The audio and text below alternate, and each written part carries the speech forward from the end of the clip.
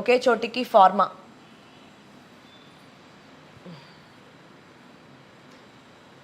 ఈ బట్టి విక్రమార్క గారు ఎవరైతే ఉన్నారో ఆయన అయితే ఫార్మా కంపెనీ వాళ్ళని ఒకే చోటికి తీసుకొచ్చిన అవుటర్ ఏదైతే అవుటర్ రింగ్ రోడ్ ఉంటుందో ఆ మధ్యలలో నేను పెట్టడానికి ట్రై చేస్తున్నా అని చెప్పి ఆయన చెప్తున్నాడు. మరి ఆయన అయితే నిన్ననే మొత్తం కూర్చొని ఎవరైతే కార్పొరేటర్ వాళ్ళు ఉంటారో వాళ్ళతో కూర్చొని మరి ఇక్కడ ఆయన చేశారు. అండ్ ఇందాక మనం అనుకున్నాం కదా త్వరలో జాబ్ క్యాలెండర్స్ ఆల్మోస్ట్ మనం చదివేసాం. ఇక ఒక్క చోటికి ఫార్మా అని చెప్పి ఇక బట్టి విక్రమార్క ఇక్కడైతే ఉన్నారు. ఆయన ఆల్మోస్ట్ చూస్తున్నారు. డెవలప్మెంట్ కోసము మేము ఇవన్నీ చేస్తున్నామని చెప్పి అయితే ఆయన అంటున్నాడు. ఇదిగో నిన్న రోబో సూసైడ్ అని చెప్పారు కదా, ఒత్తిడి తట్టుకోలేక అంటే ప్రెషర్ తట్టుకోలేక అది సూసైడ్ చేసుకుందని చెప్పి ఆ రోబో గురించి మనం చదివాము ఆల్రెడీ.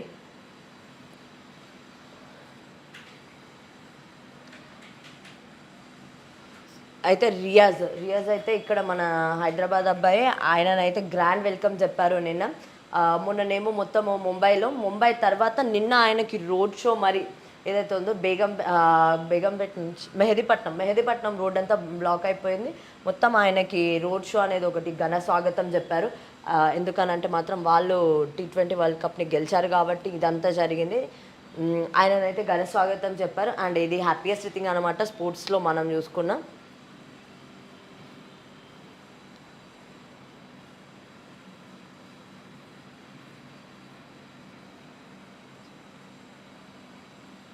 అండ్ ఇక్కడ చూసుకోవచ్చు కూడా ఇగోండి ఇంకొక పేపర్లో బీఆర్ఎస్ మీటింగ్కు 6 ఎమ్మెల్యేలు డుమ్మా. ఎవరైతే ఎమ్మెల్యేలు డుమ్మా అయ్యారో ఆ ఎమ్మెల్యేలే జంప్ అయిపోయే ఛాన్సెస్ ఉన్నాయి. నెక్స్ట్ ఇక్కడ కాంగ్రెస్ పార్టీలో ఆల్రెడీ మనకి ఇన్ఫర్మేషన్ ఏమనుంది, 6 జంప్ అయిపోతారని. ఎవరైతే మీటింగ్కి రాలేదో వాళ్ళే జంప్ అయిపోతారు. అదనమాట ఇక్కడ సిచ్యువేషన్. ఏంది అని అంటే మాత్రం 6 జంప్ అయిపోయి నిర్వహణలో ఇక్కడ బయటపడుతున్న భగీరథ అబద్ధాలు ఏంటిది అని అంటే మాత్రం ఇక్కడ ఎలా ఉన్నానంటే వాళ్ళ కనెక్షన్స్ అంటే నల్ల కనెక్షన్స్ ఏవైతే ఉంటాయో అవి ఎక్కువ చూపిస్తున్నారు.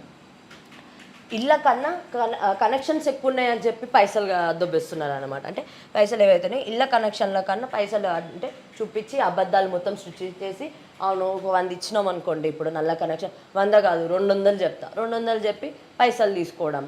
ఇట్లా అంటే ఏంటిదనంటే ఉన్నదానికంటే ఇంకెక్కువ చెప్పేసి ఇక్కడ అన్ని పైసలు తీసుకోవడం కానీ లేకపోతే ఇలా చేస్తున్నారు.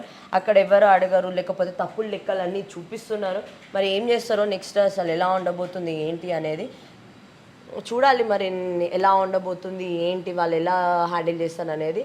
బస్సులో గర్భిణికి అంటే చూడండి పురుడు పోసిన కండక్టర్ అమ్మ ఎవరైతే బస్సులో పోతున్నారో అది కూడా హైదరాబాద్లోనే జరిగింది. హైదరాబాద్ సిటీ బస్సులో ఒక గర్భిణి ఆమె ట్రావెల్ చేస్తుంటే అప్పటికప్పుడు పెయిన్స్ వచ్చినాయని చెప్పి ఎవరైతే కండక్టర్ ఉన్నారో ఆమెనే ప్రసవం చేసి ఒక చిన్న బేబీకి అమ్మాయికి ప్రసవం అంటే అమ్మాయి అయితే పుట్టిందనమాట. ఇద్దరు హెల్దీగానే ఉన్నారని చెప్పారు. రేపటి నుంచి బోనాలు, తెలంగాణ అంటేనే బోనాలు. మరి అలాంటి బోనాలు అయితే రేపు స్టార్ట్ అవబోతున్నాయి. అది కూడా ఎక్కడ కాదు, మన గోల్కొండ ఏదైతే ఉందో గోల్కొండ బోనాల నుంచి అయితే స్టార్ట్ అవుతుంది. అది ఆషాఢ మాసంలో స్టార్ట్ అవుతుంది. మరి ఆషాఢ మాసంలో బోనాలు అని అంటే మాత్రం అందరికీ బాగా ఇష్టం అనమాట. బోనాల తర్వాతనేమో మంచిగా ఘట్టం ఉంటుంది, అవన్నీ ఉంటాయి కాబట్టి చూసుకోవచ్చు. ఆల్రెడీ మొత్తం ప్రిపరేషన్ అయితే అయిపోయింది. జస్ట్ బోనాలకి ఇక పోవడమే ఆలస్యం అనే సిచ్యువేషన్ అన్నమాట. ఏంటంటే రేపైతే గోల్కొండలో బోనాలు ఉన్నాయి. ఆ బోనాలకు అయితే చాలా అంటే చాలామంది అయితే వెళ్తారు, అమ్మవారిని మొక్కుకుంటారు. అమ్మ మమ్మల్ని చూడమ్మా అని చెప్పి ఖచ్చితంగా అయితే అది జరుగుతుంది.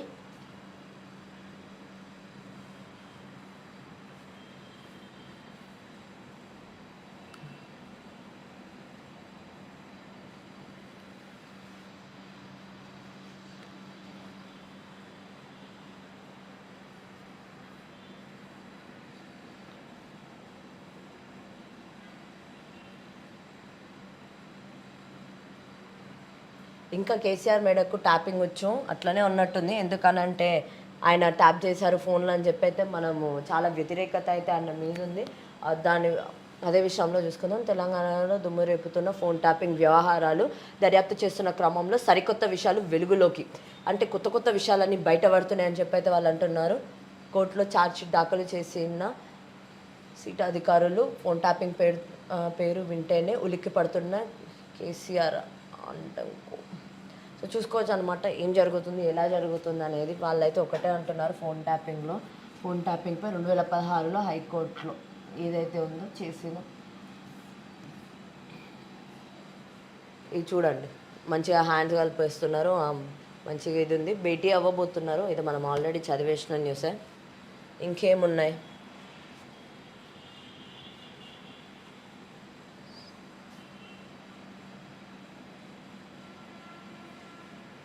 ఇక్కడైతే మిగిలింది 6 నలుగురే అని ఉంది.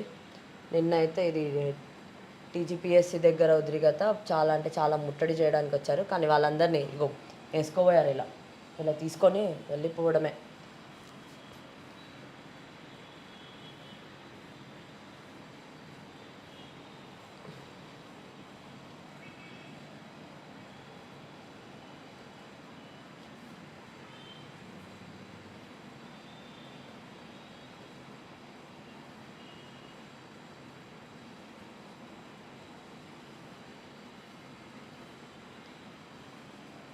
ఇది హెడ్లైన్స్.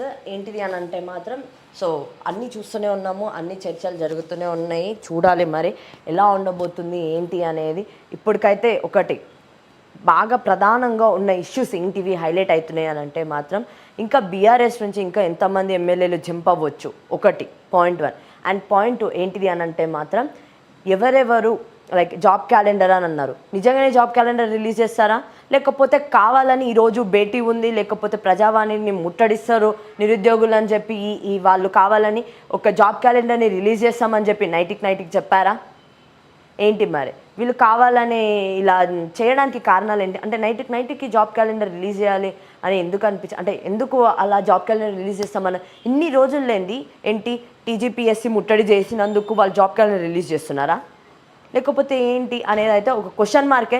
ఎందుకనంటే మాత్రం ఈరోజు చంద్రబాబుతో భేటీ ఉంది, ఆ భేటీలో ఆయన ఏం చేయబోతున్నారో, మేబీ నిరుద్యోగులు వాళ్ళకు వ్యతిరేకంగా ఆడికొచ్చి నినాదాలు చేస్తే ఆయనకే బ్యాడ్ నేమ్, రేవంత్ రెడ్డి అన్నకే బ్యాడ్ నేమ్ వస్తుంది. కాబట్టి అయినా వాళ్ళు అప్పటికప్పుడు రిలీజ్ చేసి ఉండొచ్చు. మరి ఏం చేస్తారో తెలియదు, ఒక డైవర్షన్ అని అనుకోవచ్చు. నిరుద్యోగులు ఇప్పుడు శాంతిగా కొంచెం కూర్చొని చదువుకోవచ్చు కూడా. మరి చూడాలి నెక్స్ట్ ఏం జరగబోతుంది, ఎలా ఉండబోతుంది అనేది. ఇప్పటికైనా సరే కానివ్వండి, ఏమైనా జరిగినా కూడా కొంచెం ఒకటి ఎలా అనంటే ముందు చర్యగా ఆయన ఒక ప్రణాళికతోటి రిలీజ్ చేస్తా అని చెప్పి ఒక జనరల్గా ఒక మాట చెప్పి ఉండొచ్చేమో. మరి నెక్స్ట్